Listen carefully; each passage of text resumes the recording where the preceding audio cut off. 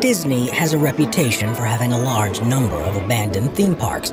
These projects seemed like a good idea at the time, but changing economical conditions and lower than expected demand resulted in them failing. Today we're taking a look at abandoned Disney project. Number 10, Excavator. Travel pit where fossils can be found. But the original plans also included a roller coaster that would be built alongside it, called the Excavator. The idea was that it would be an ore car track that had been left over from when the area was a quarry before fossils had first been discovered, and something that the Dino Institute students had since turned into a ride for their own amusement and to help transport the larger fossils that they had uncovered. Similar to a runaway minecart roller coaster, the Excavator would have been themed with signs warning of safety dangers as the cars rolled around rib cages of dinosaur skeletons and sculptures that had been made by the students from all the junk that lay around. The ride was going to open at the same time as Countdown to Extinction to ensure that that part of the park attracted enough guests, but it was eventually canceled because of the spiraling costs associated with having so many live animals on site. Countdown to Extinction was seen as appealing enough to anchor Dino Land when it opened, and eventually the Primeval World roller coaster was built in its place. Number 9, Beastly Kingdom. 8. But have you ever looked closely at the park's logo and wondered why it has a dragon on it? Rather than being an oversight, it was included from the early stages of planning for the new park, and that's because initially there were plans for a section called the Beastly Kingdom. Originally, the Animal Kingdom was going to exhibit 3 kinds of animal: real, extinct, and imaginary. The first 2 were covered by the Safari and Dino Land USA, but the third element, the Beastly Kingdom, was scheduled to be built after the park had opened and would have dragons, unicorns, sea monsters, and a wide range of mythical beasts. There was going to be a maze, several rides, and it would have been split into a good side and evil side, but the decision was made that it didn't need to be built, and the plot that had been put aside for it was first used for Camp Mini Mickey, and is now where Pandora, the world of Avatar, can be found. Even though it never became a reality, remnants of the Beastly Kingdom can still be seen around the Animal Kingdom. There's a section of the parking lot called Unicorn, and one of the ticket booths at the entrance to the park has a large sculpture of a dragon's head above it. The team behind the Beastly Kingdom ended up leaving Disney altogether after the decision had been made, and were subsequently hired by Universal Studios, where they set to work on the Lost Kingdom, which was in fact the Beastly Kingdom in all but name. Number 8, new countries at Epcot. Dedicated to specific countries, but what you see today is far from how it was initially envisioned. There have been so many different ideas over the years that it's virtually impossible to imagine how the park would now be if any of them had become a reality. The Denmark Pavilion would have featured a Lego Canal boat ride and a recreation of the world-famous Tivoli Gardens, while the Costa Rica Pavilion would have been a place to showcase Spanish colonial architecture, along with stunning plants, animals, water features, and traditional cuisine. The Iran Pavilion, which was intended to be built right from the very start, was planned to have a ride through Persian history and a bazaar-like marketplace, and the Russian Pavilion was going to be a place that would teach an unbiased history of the country and a place to experience its culture. There were also plans for an Israeli Pavilion with a cluster of market stalls, a Spanish Pavilion with 2 water rides, an Australian Pavilion with a recreation of Sydney's Opera House, and possibly the most ambitious of all, a Swiss Pavilion that would have contained a recreation of the Matterhorn Mountain and a version of the Matterhorn bobsleds right around it. The reasons why these plans fell through varied, from failure to sign agreements with the respective countries to a lack of funding to make them a reality. With so many ideas being put forward, though, you just have to wonder what they'll actually decide to do next at Epcot. Number 7, Villain's Mountain. The House of Mouse so famous, but no story would be complete without the villains, and they're featured surprisingly little throughout Disney's venues. This, of course, is partly because the company wants its parks to be a magical and wondrous experience for guests, but it is also because at times there was a plan to create somewhere dedicated to the evil characters that made the lives of the heroes so difficult. The first attempt to focus on the villains was the Cinderella's Castle Mystery Tour, which opened at Tokyo Disneyland in 1986. But because it scared so many guests, the decision was made to close it down 20 years later. The Imagineers kept trying to find ways to create an attraction with a lighter tone, though, and records suggest that they were very close to building the so-called Villain's Mountain on the site where the Many Adventures of Winnie the Pooh currently is. The idea was that it would be a flume ride, similar to Splash Mountain, but it would see guests floating past scenes featuring all of the famous villains, and at the end emerging out of Chernobog's mouth into a downhill slope with a big splash to finish. While it wasn't ever made, it shows that Disney isn't necessarily averse to a villainous ride. And ever since the plans were revealed, fans have hoped that they'll return to the idea, and we may one day see a section of a Disney park dedicated to darker themes. Next, Mount Fuji roller coaster. There are probably more abandoned projects that were once planned for that park than any other.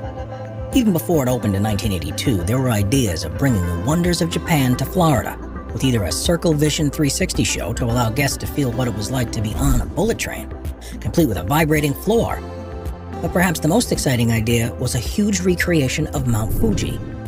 It would have been built behind the Japan Pavilion and would have been an imposing sight on the skyline of the park. As you'd expect, the design also included a roller coaster that ran inside and outside of the mountain, being chased by a Godzilla-like monster, and would have been the first coaster to have been constructed at Epcot. The designs were, by all accounts, in advanced stages, but the plans for the Mount Fuji roller coaster never became a reality for one main reason: the cost. To cover the huge fees for construction, most attractions at Epcot are sponsored, but it was proving to be tricky to find a company to bankroll this one. The obvious candidate was Fujifilm, but because Kodak was already a major sponsor of Disney, there was no way they'd have allowed one of their competitors to be featured on such an imposing part of the park. Number 5. Fire Mountain. The skylines of course, there are the castles at the center, but also Space and Splash Mountains, where you'll find some of the most popular and renowned rides. Space Mountain in particular has proved to be so successful that you might wonder why Disney didn't replicate the format with a different theme. But the reality is they were much closer to actually doing this than you realize. In the late 90s, plans had been drawn up for a brand new roller coaster in the Adventureland area of the Magic Kingdom, known as Fire Mountain. It would have been built near to the Pirates of the Caribbean ride, and was based on the 2001 movie Atlantis: The Lost Empire. With a narrative set in 1916, the focus would have been on Preston Whitmore's attempts to make Atlantis known to the wider world with the use of specially designed vehicles. But in the process, something goes wrong, and they're forced to navigate through lava-filled canyons of a volcano. In true Disney style, the coaster would have been groundbreaking by beginning as a traditional roller coaster, but having the cars hook up to a suspended track midway through so they could fly through the volcano. Ultimately, though, due to spiraling costs and the movie not performing as well at the box office as had been hoped, the plans were scrapped, with some of the elements being repurposed for a roller coaster at Disney Tokyo Sea instead. Number 4. Nightmare Before Christmas ride. If you visited it, gets upgraded with characters from Tim Burton's The Nightmare Before Christmas. But while it's now a seasonal event, there was very nearly a permanent ride based on the movie. Originally planned to be installed next to the Pirates of the Caribbean, it would have seen guests sitting in vehicles that looked like flying coffins, and they would soar through a meticulous recreation of the world from the film. You would queue through the Halloween Town graveyard and would have to help Jack Skellington save Christmas. By the end, he would also have managed to attract the attentions of Sally, and in the final scene they'd share a hug in the snow before the ride came to an end. Quite why it was never built isn't known for certain, but it's likely to do with the cost of replicating the movie in real life, as well as the feeling that there are already a number of similar rides that carry guests through narrative scenes. Disney now tends to favor exhilarating experience, and without perilous twists and falls at every turn, it's likely the Nightmare Before Christmas ride was simply unable to target the right customers. Still, the Haunted Mansion is incredible when it's been taken over by Jack and the gang, so perhaps this was all for the best. Number 3. Discovery Bay. After designing the Imagineer Tony Baxter came up with a steampunk idea for the plot that's now taken up by Galaxy's Edge, which would have been known as Discovery Bay. It was based on the Jules Verne-inspired movie The Island at the Top of the World, and was linked with the backstory of the Thunder Mountain Railroad. This would have been an entirely new region of the park in its own right, and had a number of concepts for rides that were ready to go. The plans were for there to be a simulated submarine ride that had a restaurant in the main viewing section, an exploration ride where guests would board a ship to search for the island at the top of the world, a river rapids through a prehistoric landscape, a magnetic roller coaster, and carousel theater show. Designs were also made for how to connect the bay with the rest of the park, with a mooring dock for the riverboat and a balloon-themed skyway that linked with Fantasyland. And had the movie been a success at the box office, Discovery Bay could have well become a reality. Its failure, though, meant that it was impossible to justify the budget needed to construct a new land, and so the designs were repurposed and used in plans for elsewhere. Number 2. Disney's America. Most about there was an entire amusement park that was well into development before the plug was pulled. Known as Disney's America, it was an ambitious project that would have seen a 185-acre site near Haymarket, Virginia, turned into a destination that celebrated the history of the USA. The plans were announced in 1993, with the park's opening scheduled for 1998, and at a cost of $650 million, which is the equivalent to just over $1 billion in today's money, would have been split into 9 different sections and would have the theme park at the center, along with thousands of hotel rooms, a golf course, and a huge area set aside for commercial development. The different lands would each focus on a part of history and would have been called Native America, President's Square, Crossroads USA, Enterprise, Victory Field, State Fair, Family Farm, Civil War Fort, and We the People. From the start, it proved to be controversial, however, not least because the proposed site was just 8 miles away from the Manassaw National Battlefield Park, where 2 of the most significant battles of the American Civil War took place. Despite the support of local authorities keen to encourage investment to the area, Disney was finally forced to cancel the plans in 1994 and look to alternatives. Instead of proceeding with an American park, elements that had been designed for this venture were incorporated into Disney California's Adventure, which opened in 2001. Before we move on, do me a favor. My analytics show that only about 15% of you watching are actually subscribed. Come on guys, what's up with that? Can you guys please hit the subscribe button? You guys watch my videos every day anyway, so you might as well subscribe and keep up to date with every video we've... Number 1. The German River Ride.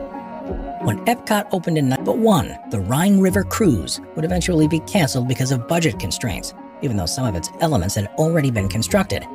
Once described in a press release as being a cruise down Germany's most famous rivers, the Rhine, the Tauber, the Ruhr, and the Isar, it would feature a number of miniature landmarks from throughout German history. Passengers would have all been facing the same direction, which would have allowed the designers to focus their attention on elaborate scenes without having to worry about a 360-degree field of view. And it would have been a calm journey without any rapids or quick descents.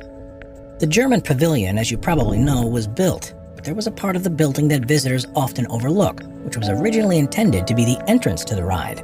According to some reports, some of the trenches had already been dug, and when Epcot opened, the site where it would have been was covered with large doors. These have since been replaced with a mural that depicts the Rhine River itself, which makes you wonder if any of the ride can still actually be found behind this false wall. As for why it wasn't completed rather than being because of budgetary constraints, it's thought that the teams responsible for construction simply had too much on their hands when Epcot opened, and some projects had to be canceled so the others could be completed on schedule. By the time it did open, there was little need for the river cruise, so they never returned to it. Thanks for watching. Please subscribe our channel and support us. Please like, share and comment and click the notification bell for future update and check out our other videos.